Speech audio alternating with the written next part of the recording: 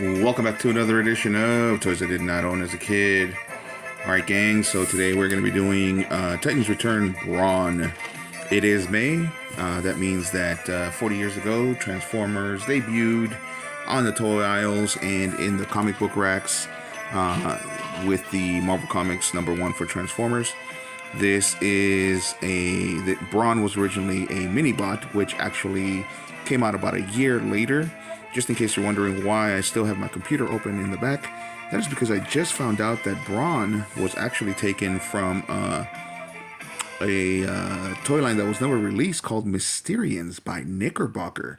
Knickerbocker was bought by Hasbro, and so back then in the 80s, Hasbro was just buying the rights to any transforming toy.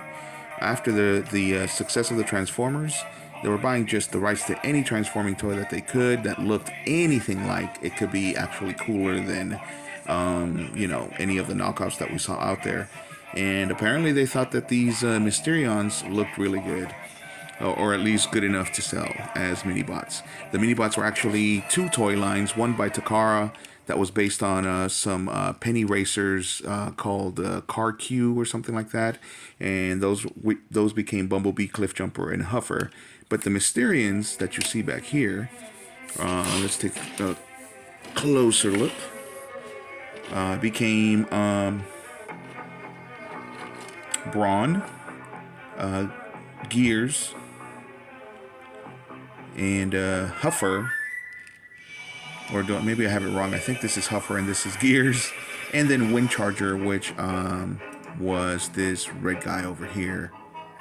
There we go. So that was Windcharger. And so this was this toy line that never even got released. And it was called Mysterians by Knickerbocker, which Hasbro bought the company itself. So then this is Titans Return, which is probably from around 2006, 2009. I don't really remember. But they kept it in the minibot style because they didn't really give him any kind of a weapon. This part back here actually does come off, and it becomes kind of a shield / gun if you want to pretend that those things are guns. And of course he has a pretty simple transformation, but he still looks pretty cool. And of course they made him way more cartoon. These arms actually remind me of the old minibot transformations or the old GoBot transformations. And does this flip? I feel like this flips. I don't know why this opens back here. Honestly, I don't know. I don't know who's supposed to be writing in there.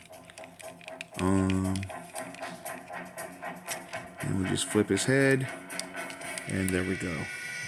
So the sculpt is actually pretty great. It is very cartoon accurate as far as the face is concerned, and the basic body shape. And then we can flip this here, and we have his fists. And so he can either use this as a gun, like I said, you could put it here in his hand as a gun. This is very much like Sea Spray, by the way. Sea Spray, they gave him something very similar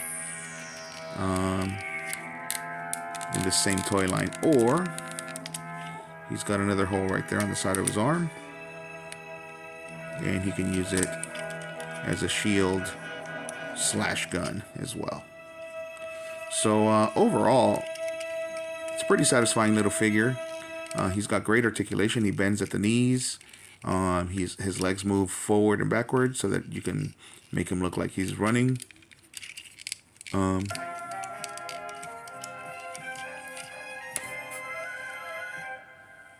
Or just pose him in some great poses. His head, of course, doesn't go up or down. It just goes left to right. As you saw, you can turn it all the way around. His shoulders do go all the way up and down, though, and forward and backward, of course. And his elbows bend and swivel all over the place. As you can see, they're just put together by that ball joint, but it gives him great articulation. And my favorite pose, 3/4 view. And of course, unfortunately, there is no waist twist here. So the best that we're going to be able to do is bend his legs to give him an interesting pose and make him look our way.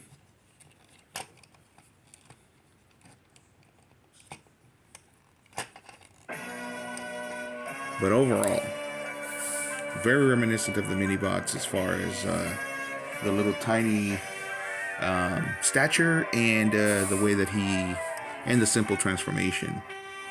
So this is Brawn. Again, Brawn was released in 1985 as part of the mini-bot run. And in the cartoon, I believe he came out the same year. And he was voiced by Corey Burton. Also, my apologies, the last video that I made was on Jazz, and I forgot to mention that the great Scatman Carruthers, the late great Scatman Carruthers voiced Jazz. I can't believe I actually missed that, but we're going to put it in this video anyway. So going back to Brawn, so it was voiced by Corey Burton. And let's take a look at his original specs as a Transformer. And so we can read it. Let's see. Here we go. So Autobot Brawn, function, demolitions, and it says he is quoted as saying, might over microchips. To Brawn, Earth is essentially a hostile environment, and he loves it. Strong, rugged, agile, the most macho of all Autobots, delights in challenges, sorry for those not as tough as himself. Second strongest Autobot, can lift 190,000 pounds and knock down a small building with one punch. High resistance to artillery fire, vulnerable to attack by electromagnetic waves. And that's part of the reason why I picked the clip that I picked, because supposedly he's the second strongest Autobot, even though he's so tiny, and he gets killed off so easily in the Transformers the movie. So many of the best Autobots got killed immediately within the first 20 minutes. All right, so his strength is at 9, his intelligence is way down at 3, his speed is a 4, his endurance is a 9, his rank is down at 5, his courage is 10, and his firepower is way down at 1, and his skill is down at 4. So they kind of made him kind of like a dumb brute in the original idea for the toys in the comics. But you know, and you can see the artwork. Let's take a look at what he looked like originally. Here we go. That's what he looked like in the package. And there we go. This is what he looked like as the toy. These are the instructions. So very, very different. Very, very different. So this is toys I did not own as a kid, and this is part of the reason why. This is the biggest reason why I didn't own too many Transformers, and that is because hardly any of them were cartoon accurate. And of course, the reason why we now know is because Hasbro basically just took properties that were already made, like Micro Change and Diaclone, and now knowing this Mysterions by Knickerbocker, and they just made up their own storyline and came up with this great cartoon. But I was not the type to just own a toy just because I loved the cartoon. I could actually enjoy the cartoon. The way that I grew up was we didn't necessarily have the money to buy every single toy, so I definitely would be more, I don't want to say discerning, but I can't think of a different word right now, but I definitely would pick my toys carefully, because we were only allowed to have so many. And not just that, but after a certain age, my parents decided that me and my siblings would actually have to save our own money throughout the year, like things that we got through for birthdays or for Christmas, like money that we got for birthdays, for Christmas, or, running errands for other people, or doing chores for other people.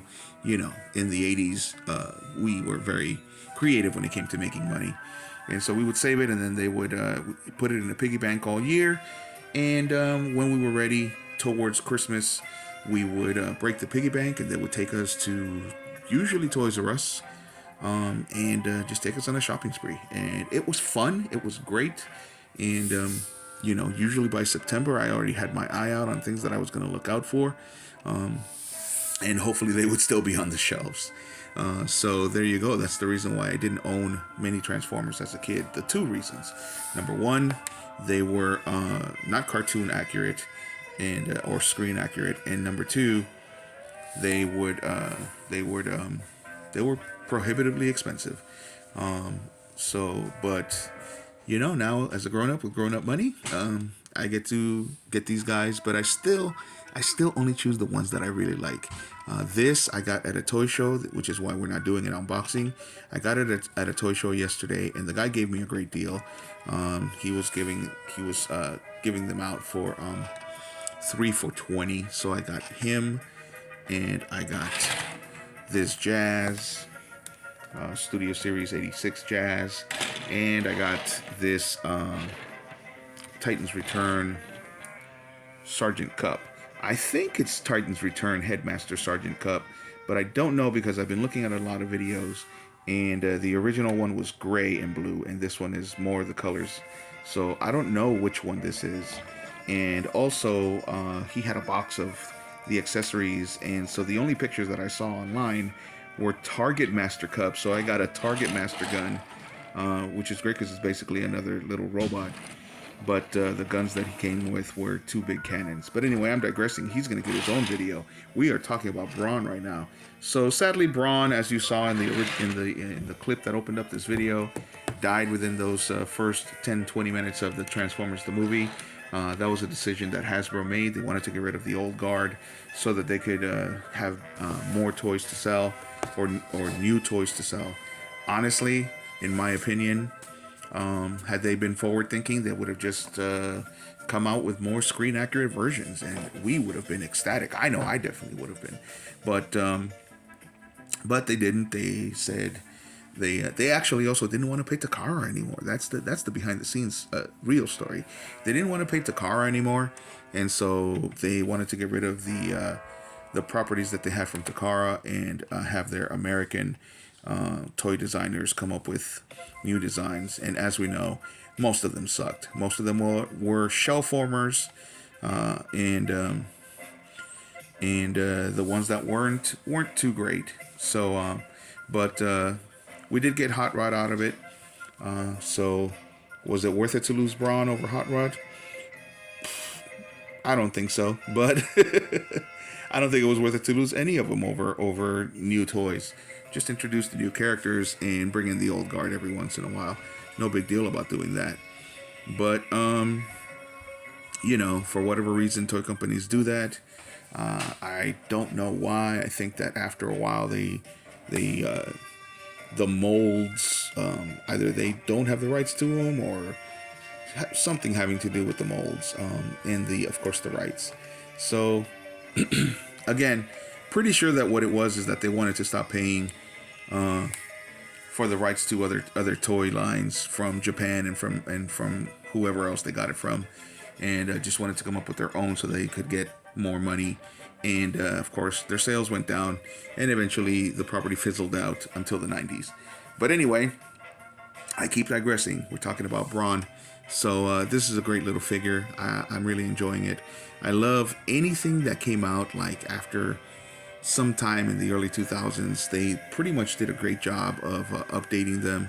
Sometimes they don't look as screen accurate as they do now, but this one is great. This one looks great to me. The vehicle mode looks just like the G1 version, and the robot mode looks at least enough like it, that at least enough like the cartoon version, that it's awesome. Great face mold, and enough articulation that you can put him in some interesting poses, and that's what I want. All right, gang, so that's it. That's all I got for Brawn. Let me know what you guys think of the video. If you like it, hit a like. If you like the content, hit a subscribe, and let me know, did you have Brawn? What did you think of Brawn? Were you upset? Were you traumatized when you saw him killed off in the screen, like most of us were? So thanks for watching, and see you next time.